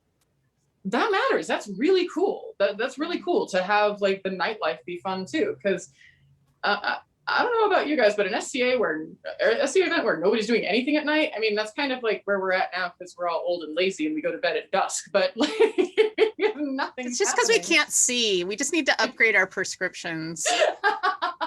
That's really it. I mean, I use readers now. They're only 1.25, you know, but it's funny how colors pop when you can see at night. So I wear glasses. I'm not wearing them right now. I don't wear them in the SCA. So I actually don't hear very well in general. And with this sort of thing, I will not hear you if you have not made eye contact and advised me that you are speaking to me. If you talk to me from over here or anything like that, there's nothing, especially if I'm wearing like the jangles, but I also can't see. So it really feeds into that rumor about me being a stuck-up jerk because I'll not listen to you when you talk to me and I won't know you're there. It's funny, actually, that you bring that up because I think that for those of us who have identified that we're somewhere on a spectrum of some kind, be it the ADHD spectrum or one of the neurodiverse spectra, the reality is that a lot of us do have auditory processing concerns.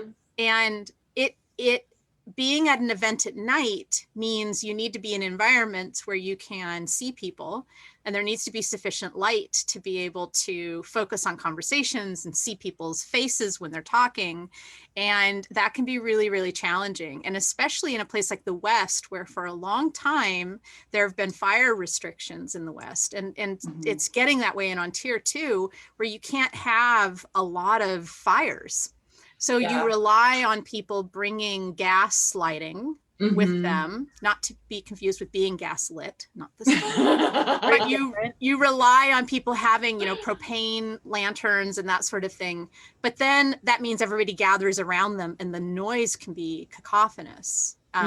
If you are both trying to figure out what somebody's saying and also focus on their face at the same time. It's exhausting. And so I do think some piece of it is that people can't take it. They can't. I know for myself, I reach a threshold where I'm like, I can't be in this crowd and have it be dark, and I can't understand what people are saying because I can't process what they're saying. It's a lot of work, and I've probably spent the whole day, at the tourney field processing conversation through all the noise and so forth.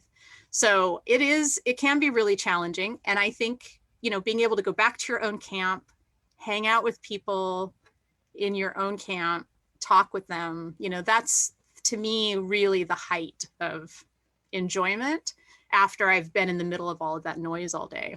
So I think having the language to talk about it and having people become more aware that this is something a lot of us go through is going to be really powerful going into camping again and being able to say, hey, let's have a sensory friendly camp where we're not too close to the fighting.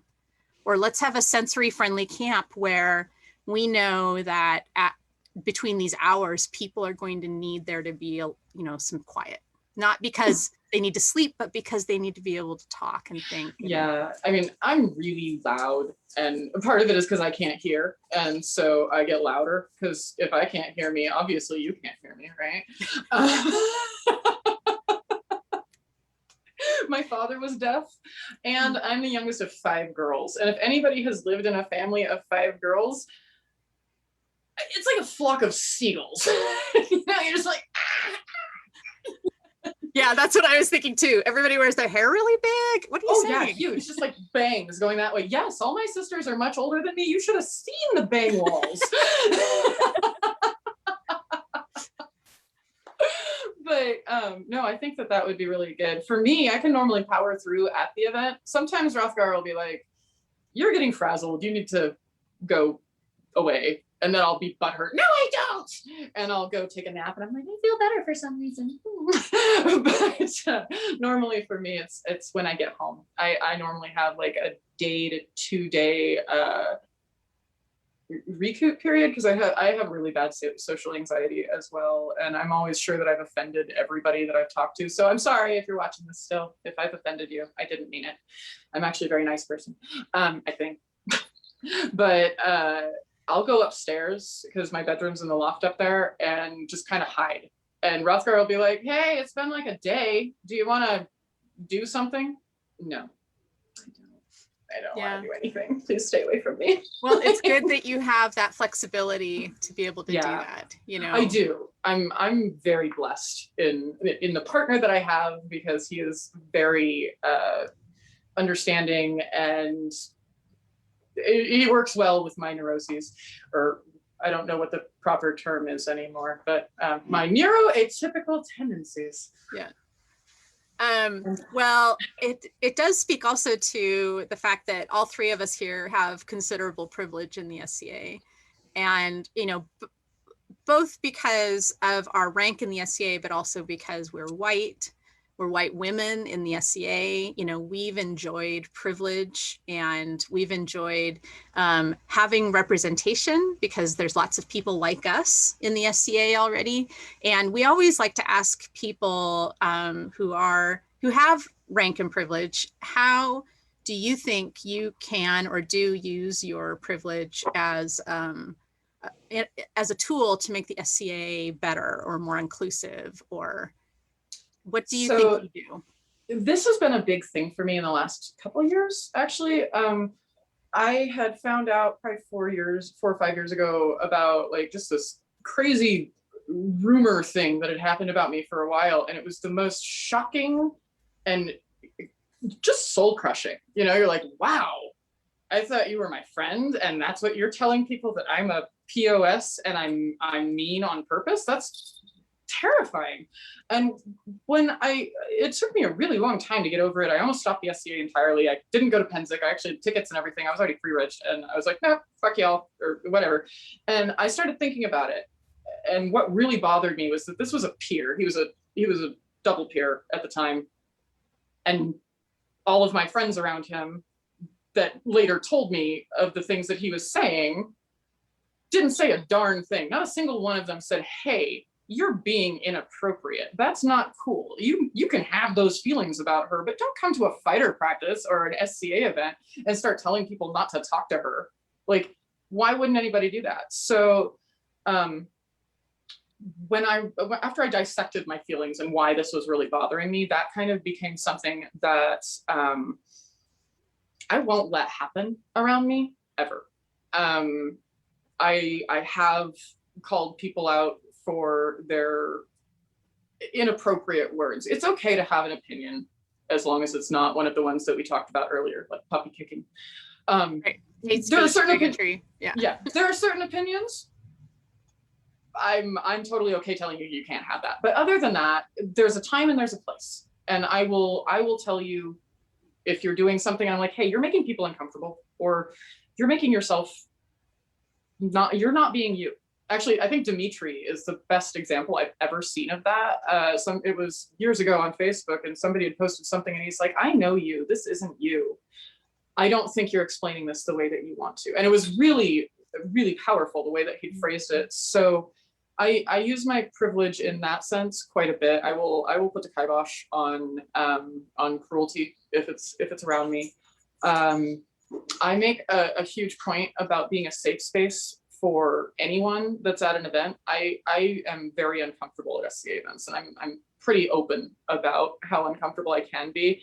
There is nothing worse than going to a camping event and not having a place to camp. There is nothing worse than going to a tourney and everybody's got a day shade that they can sit under, and you're lucky if somebody will let you. Maybe they'll maybe you're cool enough to hang out with them. And I hate that feeling. And so Rothgar has actually been really wonderful to me, because that's been my new thing, is he'll set up day shades for me at whatever event we're at, and I'll actually have an announcement. Come and I will mend your clothes, watch this tourney with me, bring your holy garb, and I will teach you how to fix it, or I'll fix it, or whatever. I've got a day shade, come sit here. And I had a great time doing that. That was my my Battlemore plan. Unfortunately, Battlemore hasn't happened again, so I intend on doing that at the next Battlemore. But that's the other one. I think that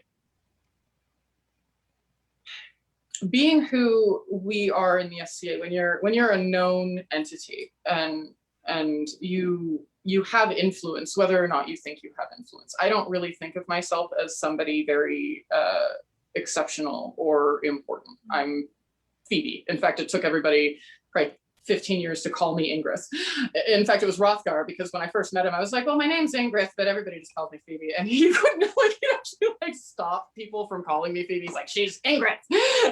So, but he's amazing in that as well. I mean, I'm very privileged, and I think you both also have that. Not that I would ever want to say that our guys give us anything, but I have the Rothgar Teflon, and people are in love with him. And so I already get a leg up on my opinion just because I exist next to this person, But it's our responsibility to set the tone at an event.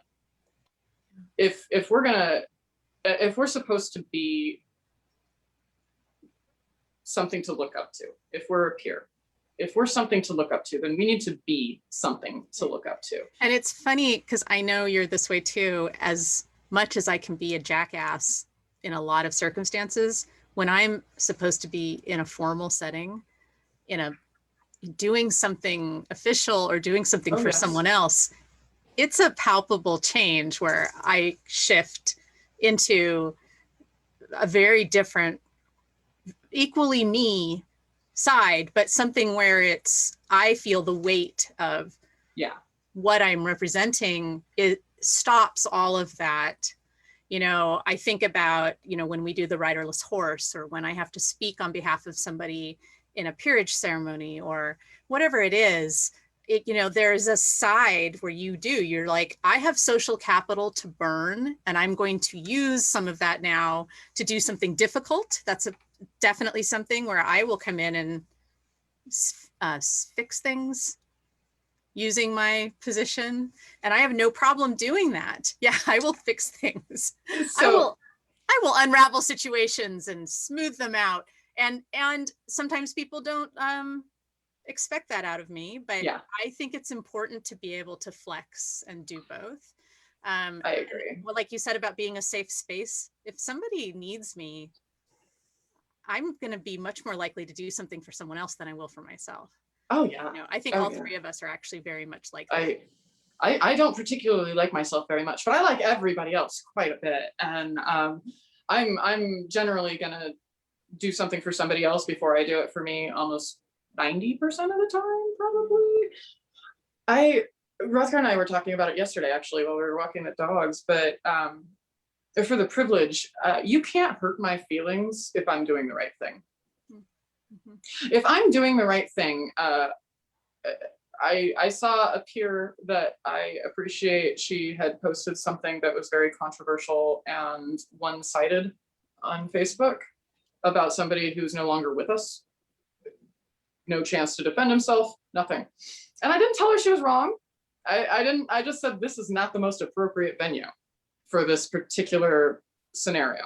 And I think that it was a very difficult situation that was several years ago. Yeah. And this isn't where you should do this.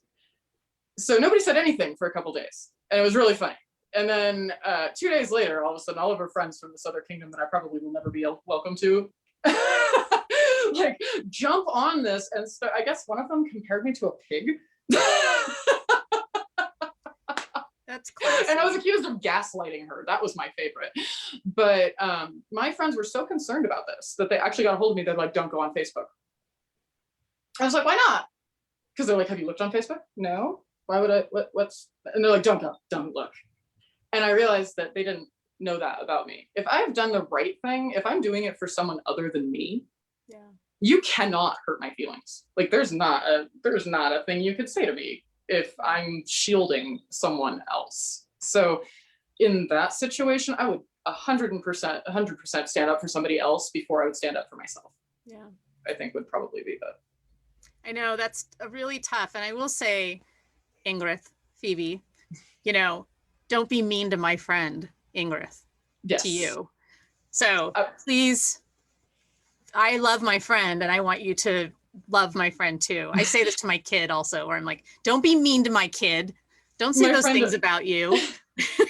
My friend Olivia gave me the best phrase and I use it now all the time. I don't let anybody talk about my friend like that. Right. Right. Like, yeah.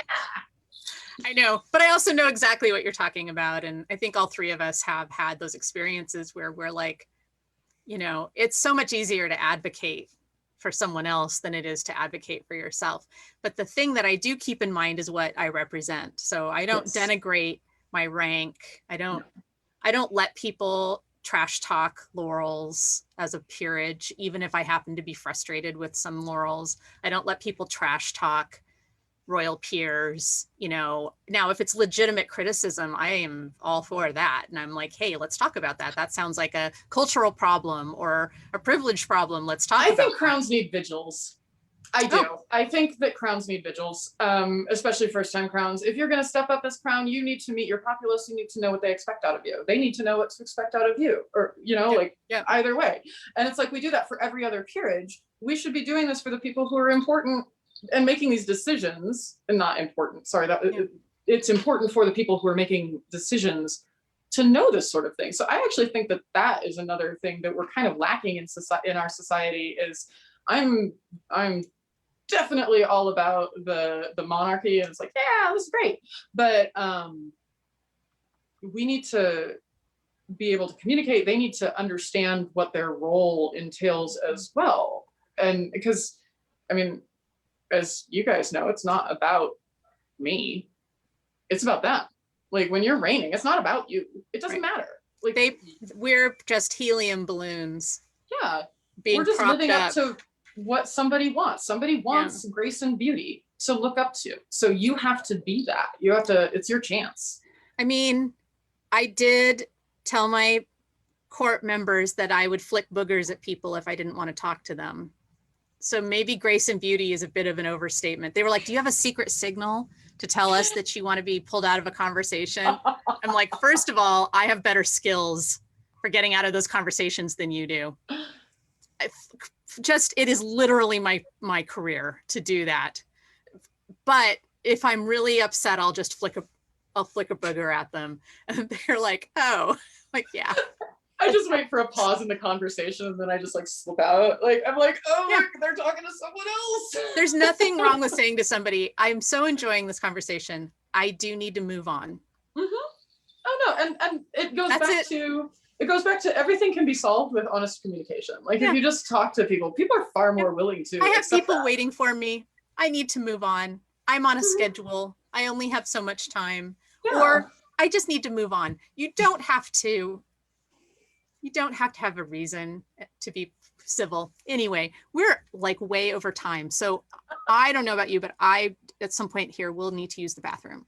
So I'm enjoying talking to you, but I do have a schedule. What I think I will do is sort of draw this to a close. Also, I'm sure Shaxi would like to go lie down because congratulations, she had her second shot. Yay! I got number 1 finally. I was telling everybody that I was too svelte and too young to be offered to shop for too long. I know. Nobody would give it to me.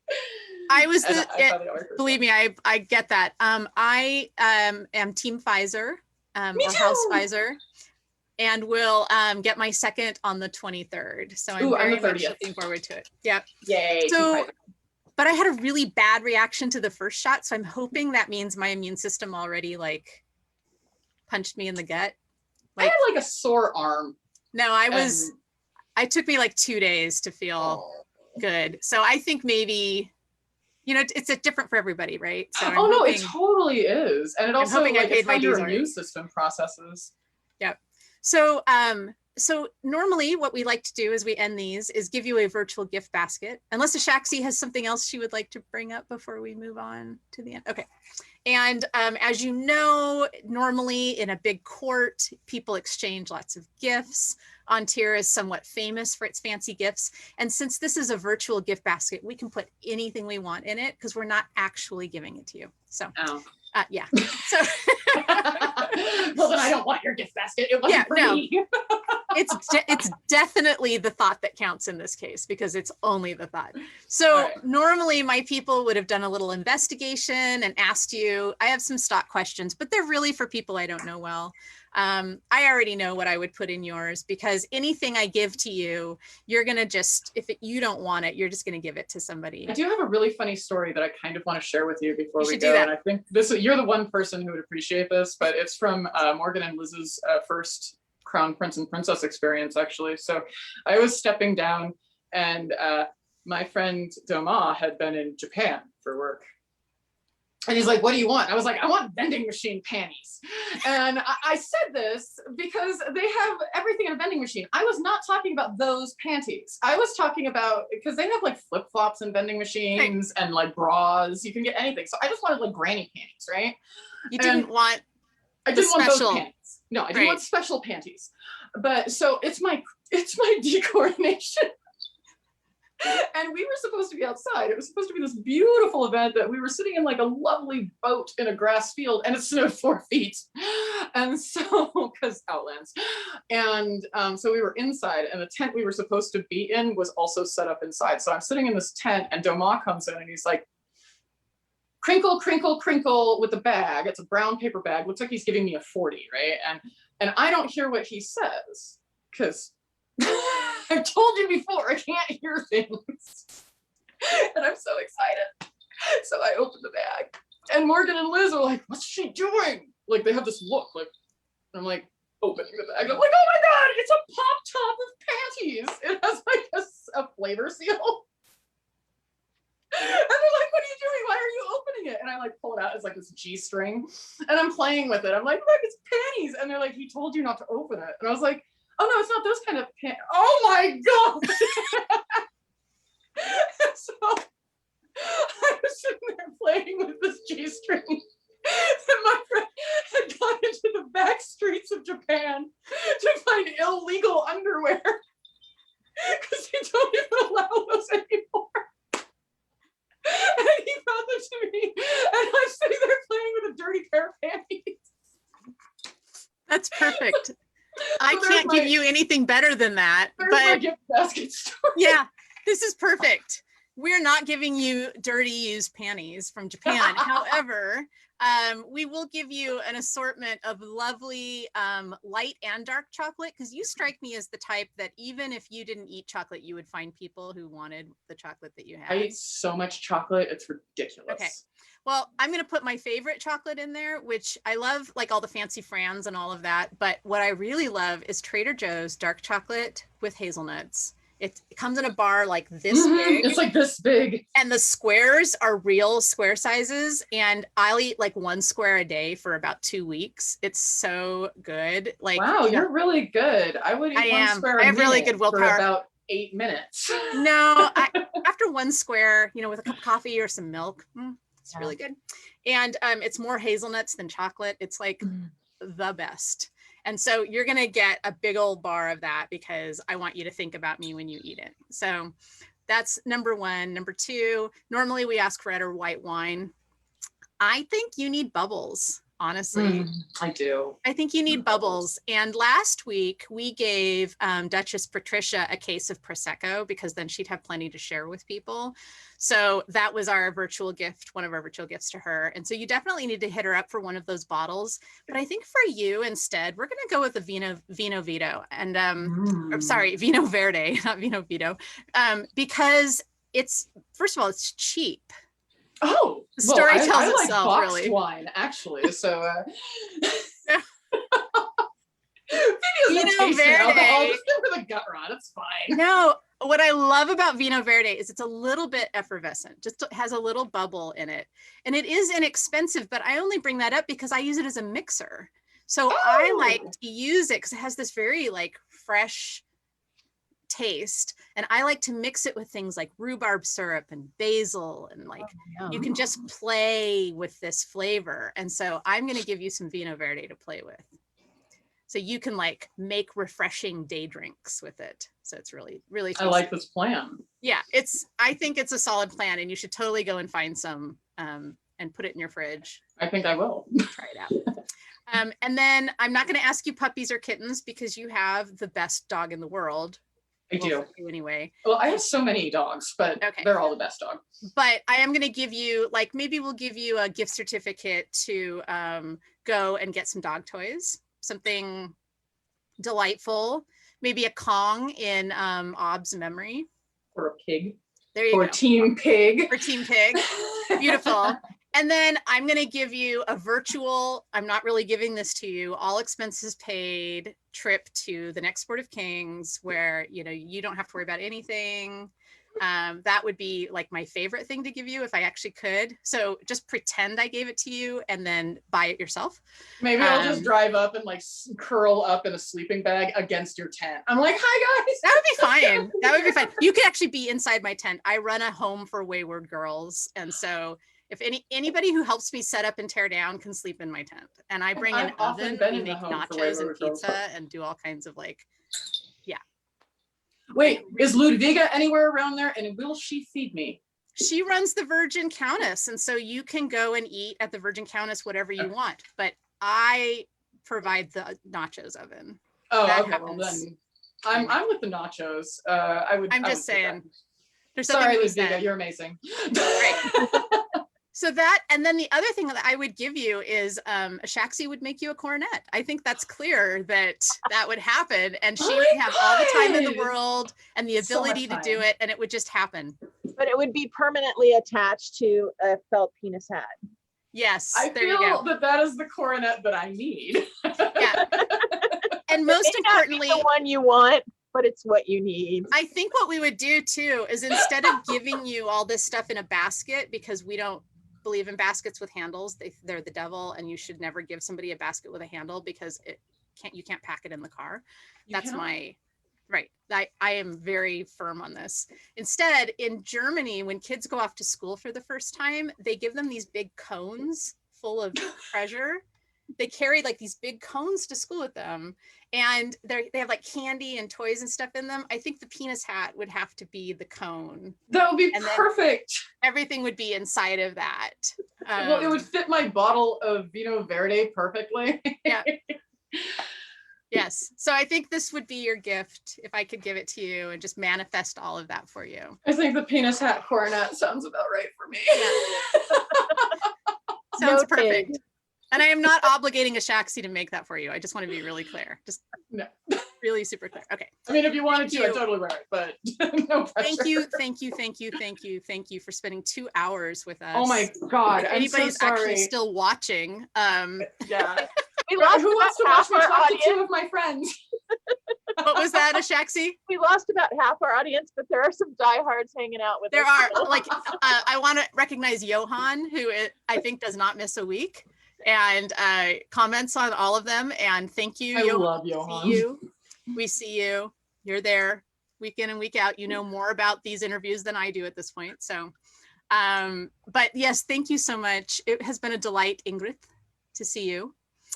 Phoebe, and we will post next week's interview at some point here. We haven't quite confirmed that yet, and so as soon as we've buttoned down next week's interview, we will post that to the Sisters Interview Network, and we so appreciate everybody. Dawn, do you want to send us out with the standard disclaimers? Renew your membership. Get vaccinated. Renew your membership. Believe in science. Wear a mask. Wear a mask. Get vaccinated. Be kind to each other. Be kind to each other. Yeah. Is there another one? I have vaccine fog. Worth it. Yep.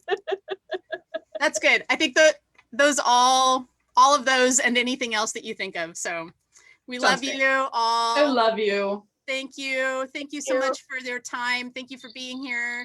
And thank you to the Outlands for being good sports. No, we do not want any letters or emails from you. So Unless they Telling say us- I love you. what big jerks They're we not are. We even really listening do love anymore, you. don't worry. Good night. I'm Love shutting you. down.